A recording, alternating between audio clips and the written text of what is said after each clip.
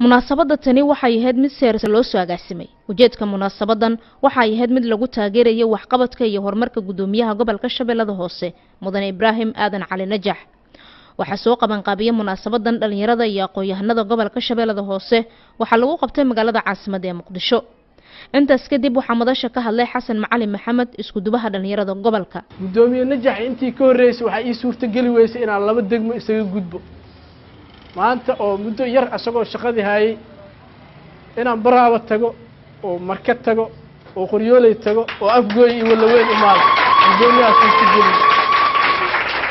intii yartaa hadda shaqada lagu soo celiyay ninka ku soo celiyay aan ugu mahad celinayna madaxweynaha dawladda Koonfur Galbeed ee Soomaaliya Cabdicasiis Xasan Maxamed Lafti Gareen oo nin akhyaara baahida gobolka Shabeellaha Hoose garowsaday kuna soo celiyay gudoomiyaha gobolka Shabeellaha Hoose asagoo markaas u socday inuu wasiir noqdo wasiirnimada iska daayay gobolka ku baahan gobolkaas u shaqeey ninkii yiri aan u mahad celinaya waayo lambar 50 iyo Afgooye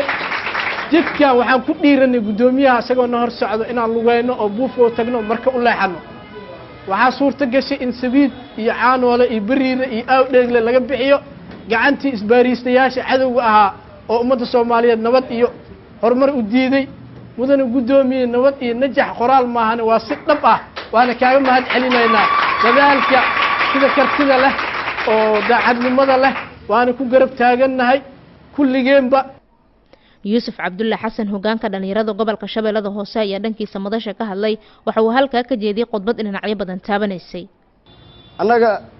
hadeen Shabeellada Hoose aan ka soo joodna waxaan ku faacnahay kiish galay hadii nala siiyo waa iska baraaruweyna oo aan iska leenahay looma baahno waxaan rabnaa inaan isku tashano halka qof inuu matalo ugu yaraan 20 qof 10 qof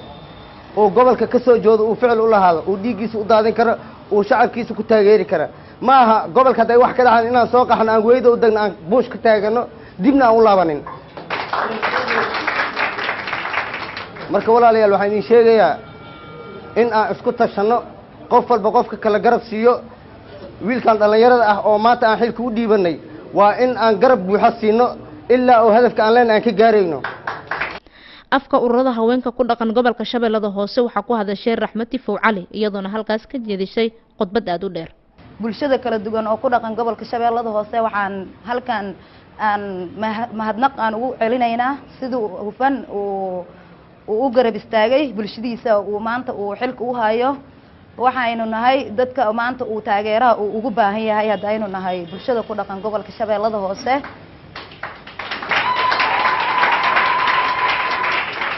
ma ahan wadaninimada inaan anaga aan ka gaabsano mise aan isqarqarino mise aan wadankeena aan dad kale oo shisheeye ah oo inay ka faa'iideystaan ay maanta damacsan yihiin inaan isheega aan ugu gambano aan ugu seexano aan kaamiramanka oo aan ugu horleexano hadaynu anigoo ku hadlay haweenka gobolka Shabeellada Hoose afkooda waxaan isheega halkan aan mahadweyn aan ugu celinayo ciidamada qalabka sida iyo madaxweynaha Koonfur Galbeed iyo Cabdicasiis Lafti Gareen iyo Ibraahim Cali Aadan Najax gobol tooraha duqa maanta aan isheega halkan ugu taageeraynay xalfadan saan u quruxda badan ay soo agaasimeen dhalinyarada iyo waxgaradka gobolka Shabeellada Hoose waxaan ugu mahad celinaynaa in sida oo hufan ay maanta u soo dhaweynayaan misna ay u garab taagan yihiin gobol tooraha Shabeellada Hoose gabagabadii qaar ka tirsan dhalinyaradii madasha ka soo qayb gashay ayaa goobta ka hadlay waxa mahad iska leh horta Ilaahay subhanahu wa ta'ala oo inta sukaan keen marka labaad ciidamada qaranka oo haddana howlgaladooda har iyo habeen u taagan oo inay dhintaan diyaar u ah mahad iska leh marka saddexaad maskaxdeena gobolka loo dhiib adi markasta ku fikirin dhalinyaro hadaa tahay 20 jir 15 jir hatta 30 jir ha ku fikirin in aad kursiga tagto maskaxdaada haday tagto meesha ama qof ku qanacsan tahay inaad la shaqeysaa laga rabaa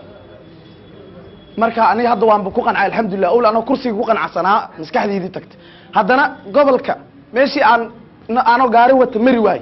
hadda aan lugeeyay soo mar wallahi mid alle ilmeeyay naqta arintaas